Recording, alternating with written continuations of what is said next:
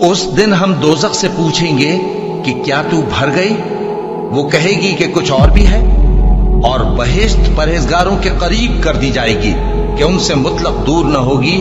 یہی وہ چیز ہے جس کا تم سے وعدہ کیا جاتا تھا، یعنی ہر رجوع لانے والے، حفاظت کرنے والے سے، جو رحمان سے بن دیکھے ڈرتا رہا اور رجوع کرنے والا دل لے کر آیا، اس میں سلامتی کے ساتھ داخل ہو جاؤ۔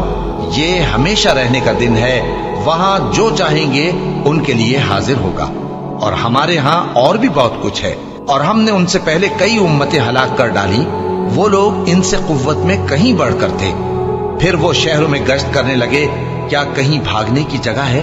جو شخص دل آگاہ رکھتا ہے یا دل سے متوجہ ہو کر سنتا ہے، اس کے لیے اس میں نصیحت ہے۔ اور ہم نے آسمانوں اور زمین کو اور جو مخلوقات ان میں ہے سب کو 6 دن میں بنا دیا، اور ہم کو ذرا بھی تھکن نہیں ہوئی۔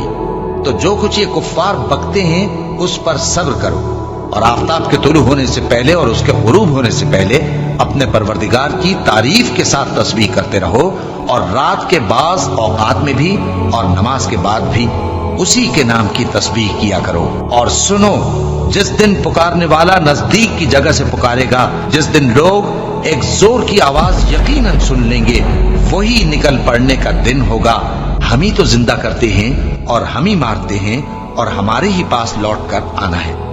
اس دن زمین ان پر سے پھٹ جائے گی اور وہ جھٹ پٹ نکل کھڑے ہوں گے۔ اس طرح سے جمع کرنا ہمیں آسان ہے۔ یہ لوگ جو کچھ کہتے ہیں ہمیں خوب معلوم ہے، اور تم ان پر زبردستی کرنے والے نہیں ہو۔ بس جو میرے عذاب کی دھمکی سے ڈرے، اس کو قرآن کے ذریعے نصیحت کرتے رہو۔